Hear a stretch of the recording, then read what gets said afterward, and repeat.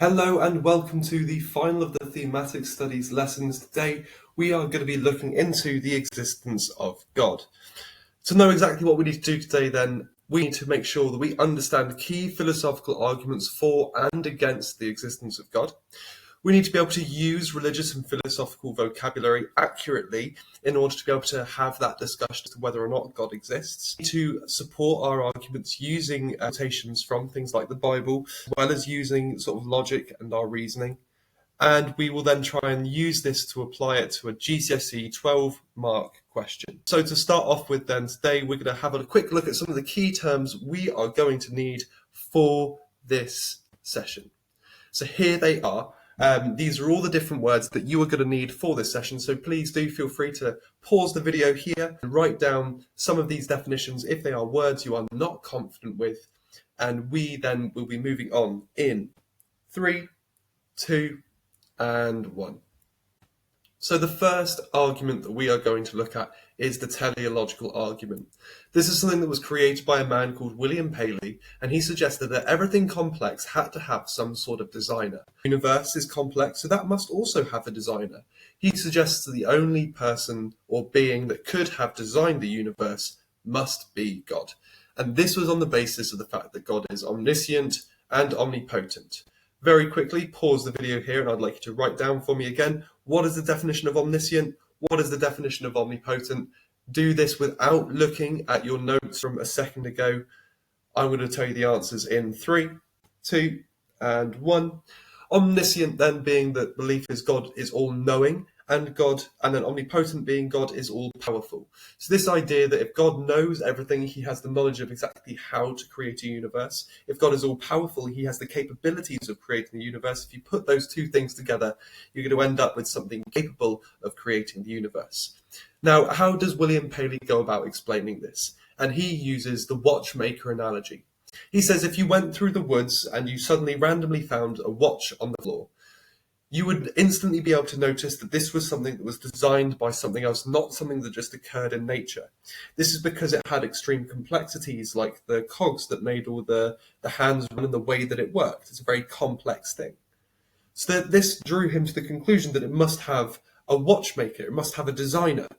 Now, he then applies this to the universe and says, well, if we look in the universe, yes, there are things that can just occur naturally. But when we look at the fact that it is working in a very specific way, perfect for our existence, it is extremely complex. And so if a complex thing has to have a designer, that designer has to be God. Now, he uses then this idea of Genesis to back up his argument, this Christian belief that God created the heavens and the earth. So if we can look at that and say, well, this is what the majority of Christians believe occurred at some point, whether it be 7 days or a longer period of time, that's a crucial belief held by a very large portion of the world. Now, Christianity is the biggest religion on the planet, meaning that, well, if this is what then the majority of religious believers think, surely then there has to be some element of truth to it. Now, this idea then of heavens declaring the glory of God, this can be linked into this idea then, but saying that because God is so glorious, because God is so powerful and is so knowing, is capable of doing all of those things that a powerful and knowledgeable being could do, and that could be creating the universe. Now, when we need to understand then how to evaluate the main ideas that come out of the teleological argument, and the strengths are, there is clear evidence in nature. There's plenty of things that work specifically perfectly for us. Everything fits its purpose. The air is just the perfect combination of oxygen, CO2, nitrogen. It's just that perfect combination of everything that allows us to breathe. Our eyes work in the perfect way that allow us to see. The fact that there are nerves that will flip the image because everything we actually see is upside down. That it flips that image so we can see everything the way that we should be seeing everything. The ozone layer around the Earth, everything has a purpose and everything has an impact on other things and is designed to work in a very specific way. The weaknesses, though, is that you can use some scientific explanations. For example, the evolution theory suggests that actually The reason that everything works perfectly now is because it's taken a long time to get to a point where it works. There were periods of time where these things didn't work in the right way. If you look back throughout history, we can't say that the Earth's atmosphere was exactly the same as it is now. We can't say that the temperatures were exactly the same and the conditions weren't exactly the same. So life is very different now. So it works perfectly for us now because we have adapted to the Earth that we lived on. But another big argument is this existence of suffering. And in fact, one of the big arguments against God's existence is the inconsistent triad, something proposed by J.L. Mackie, who basically suggests that if God is all loving and all powerful, why is it that evil would exist? If God is all loving, he would want to take the suffering away from us. If he was all powerful, he would be capable of doing so. And yet we still see suffering exist in this world. So maybe God doesn't exist, or if he does, not in the way that religious thinkers say that he do. The next argument that we're going to look at is the cosmological argument. Now, this was something proposed by Thomas Aquinas, and he suggested that everything in the universe must have a cause. This means that the universe must have a cause, and the only being that could do this is God. Now, this is very similar to the teleological argument, but a really easy way to understand this is through this example here. Can you knock over a trail of dominoes without touching them? I'll let you pause the video here.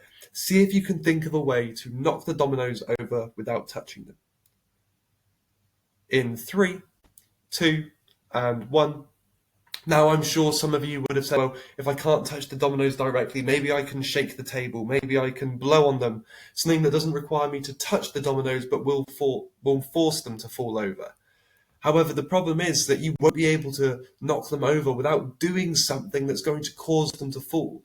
If you pass back the chain of cause all the way back throughout the universe, you can lead to this idea of, well, it gets to a point where something has to have caused the universe. They can't be just something happening without a reason. It has to have that cause. And again, the reason that Thomas Aquinas can suggest that this has to be God is on that omniscient and that omnipotent nature, that all-knowing and all-loving qualities, all-powerful qualities of God. Now, this idea then of God is everlasting and God is the creator of the ends of the earth means that God existed before the earth and God will exist after the earth. Now, how does this work in the argument of causation? Because one of the big points that comes up is, well, how could God have caused the universe if he exists within the universe? Now, the answer to that question is that, well, he doesn't. The argument is that God is transcendent, this idea of a being that exists outside of time and space. Now, if God exists outside of time and space, it means that he is the only being capable of causing the universe. Now, the strength of this is that it's a really logical thing to understand. Yeah, everything has to begin with something, and if God is the only being that exists outside of the universe, then surely that leaves us with only one real answer, that God is the being that caused the universe to occur in the first place. However, one of the big questions that has to be asked is, what caused God? If everything has a cause to exist, what caused God? Now, I will be honest and say that the argument against this weakness is in itself a rather weak argument, but we'll talk about why and we'll talk about how it could be perceived as strong in just a minute. However, another issue with the cosmological argument is the Big Bang Theory, this idea that there is another explanation, a scientific explanation as to how the world got here. Going back then to this idea of what caused God, the religious response is, well, God is the uncaused causer. Now, as much as that may seem like a cop-out answer, there is a deeper level to this. If God is perfect and God exists outside of time and space and has always existed, the idea of a being causing God would be making God something that we would be able to understand, because we can understand things that have causes. When we see something happen and then there's a consequence at the end of that action, we can understand why that consequence has taken place. If God suddenly was caused, it means that we would eventually have a way of understanding what God is. And that is something that as religious people you should not be able to do, because to understand God would be to have the same level of knowledge as God, which is impossible. So the argument of saying God is the uncaused causer and there's nothing that we can really do about it is actually a very supported idea within religious groups. Now, the final argument for God's existence would be religious experience. This idea of a feeling of God's presence near you, or seeing something or witnessing something that just science can't explain. So this would be linked to the idea of miracles. Now, some examples of miracles that could take place could be a rapid healing from an illness or an injury. So we see throughout the Bible, for example, stories of people who experienced healing from Jesus, whether it be from leprosy, from being blind, from being deaf, to being paralyzed, to all of a sudden raising people from the dead. Those sorts of things science can't necessarily explain. Now, sometimes seeing something that is not there can also be a religious experience. Say, for example, you have a vision. We looked in the Christianity practices lessons, we looked at the idea of pilgrimage and this idea of existence of a place called Lourdes in France, where Saint Bernadette, during the 1800s, saw a vision of the Virgin Mary.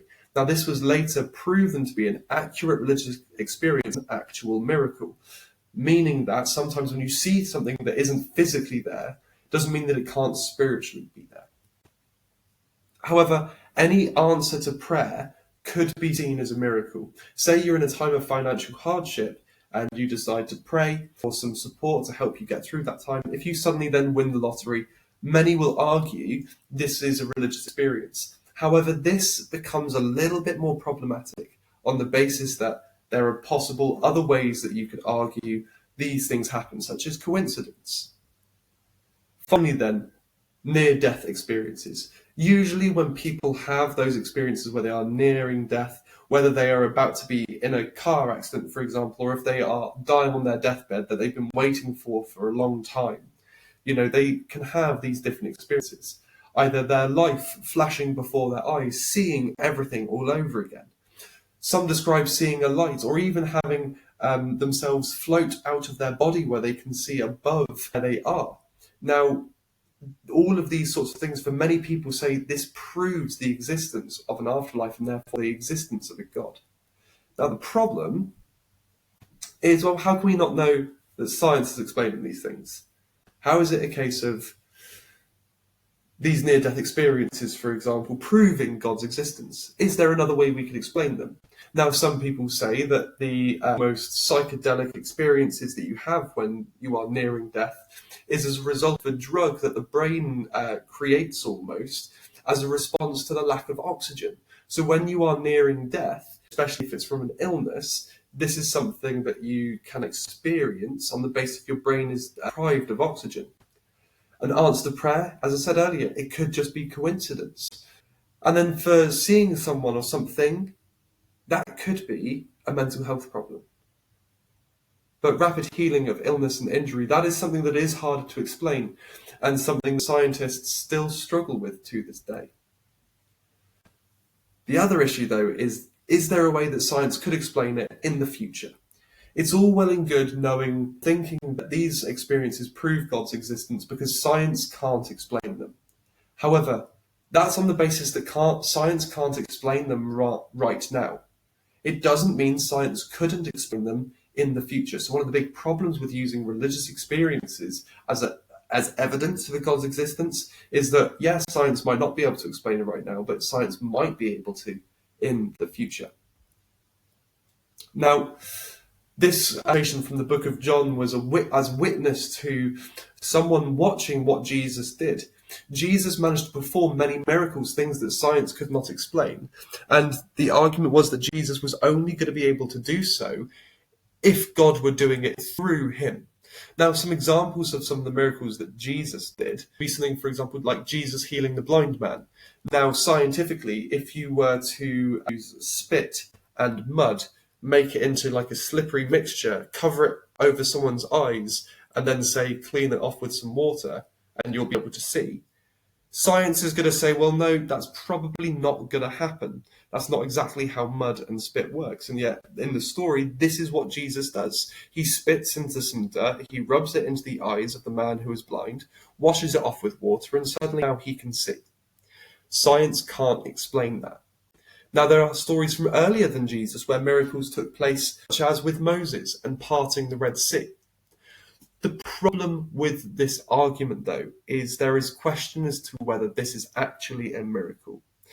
Due to where this land crossing was between Egypt and crossing over from the Red Sea, they believe that there is a shallower part of the Red Sea.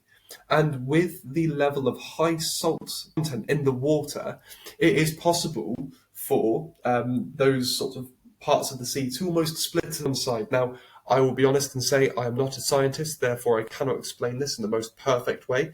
However, there is some scientific belief that this is a phenomenon that can take place every 500,000 years or so, depending on all sorts of calculations to do with the distance of the moon, distance of the sun, how exactly we are, the temperature of the water. If it meets all the criteria, basically, it could be possible for the Red Sea to part. So this could be a miracle, sure. It could still be done by God, but there is also possible scientific explanations as to how this can happen. Finally, Jesus raised people from the dead. Going back to this idea of Jesus then performing miracles, that, I mean, they didn't have defibrillators at the time. They didn't have the machinery that we have now to just raise people from the dead, especially if they've been dead for several days. Now, in the story of his friend Lazarus, for example, Lazarus had been dead for 3 days and Jesus tells him to rise, and he does so. Now, this is something that science would struggle to explain. However, there is possible ways to do so. It's believed that if you can cut off blood circulation of your arm, it can make it seem as if the pulse is not there.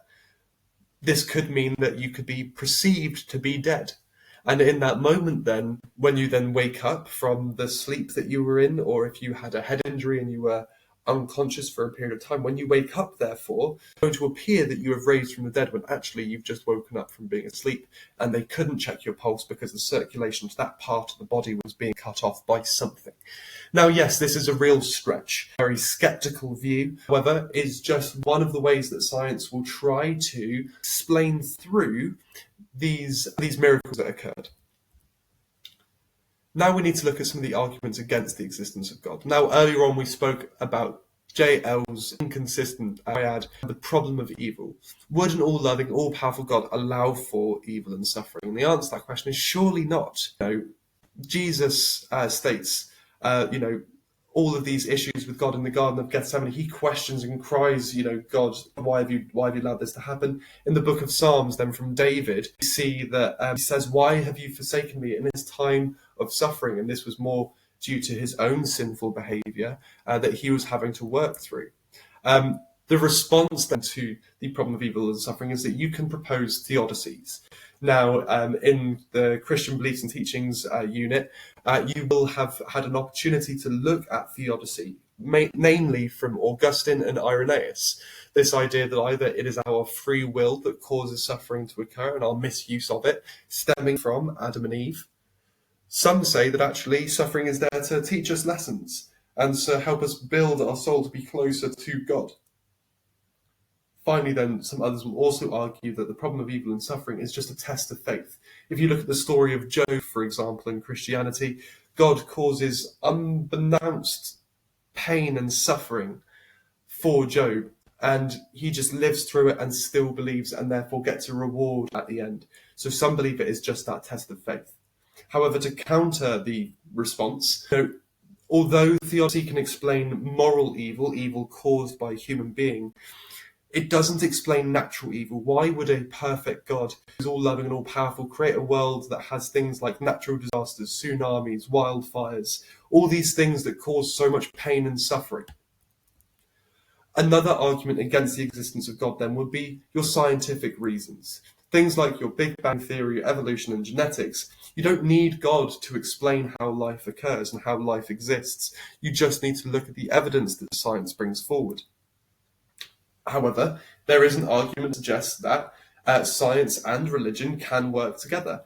If you were to think about theistic evolution, the idea that God may have created a single-celled bacteria that is supported in the theory of evolution, and God had planned for that bacteria to separate out and to turn into different species and to grow into the life forms that we are today. So it is possible that science and religion can go hand in hand. Which leads us on then to this 12 or 15 mark question. If you are faced with this in the exam, the teleological argument is the best way to prove God's existence, you're obviously going to want to have two different sides of the argument. Now, this is what I came up with. In the agree side of the argument that teleological is the best way to do this is because it has clear evidence in nature. We can use the fact that God created the heavens and the earth, the description of the Genesis story, to say that, well, everything that exists to this day existed because of God. We know this because it says so in the story. And the fact that everything fits its purpose. Now, what I've also done here is I've added a few bits of evaluation for you to consider. The weakness of the teleological argument is that it doesn't explain why evil and suffering exists. If God is so intelligent and designed this so perfectly, why does evil and suffering exist? The strength, though, to this answer is that there are ways of explaining evil and suffering. You can recognize the fact that everything fits its purpose, the fact that there is clear evidence of design in nature. The way that our bodies work is perfect for our own existence. The other side of the argument, though, could obviously then use the cosmological argument as a better counter-argument to the teleological argument, saying that the cosmological argument is more convincing, it's more believable. It can also suggest that actually using theodicy is a better way to prove God's existence because it overrules the argument of evil and suffering, which is one of the biggest arguments arguments against God's existence. Now, the difference to this is because this is a theme question, you can use atheist belief, which means you can use scientific theories to actually say, well, because these exist, there is no good way to prove God's existence because God can't exist based on these scientific theories. The problem with this is twofold. One, science and religion can work together, but also you can use theodicy to help explain the teleological argument. So I would argue in this case, if you were writing out an answer, that the agree side is stronger than the disagree side. The only part of the disagree side that I would say has real strength is the cosmological argument being a little bit more logical, a little bit easier to follow. Hopefully this gives you a really good understanding of what exactly it is you would need to do in that 12-mark answer.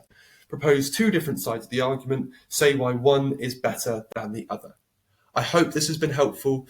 The only other lesson that we're coming up onto this out of the classroom is going through a walkthrough of the exam, what you can notice in different questions, and there'll be one of those lessons for each exam board. So do keep your eyes peeled for when they come up. Thank you very much, guys. I hope this has been helpful, and I will see you in the next one.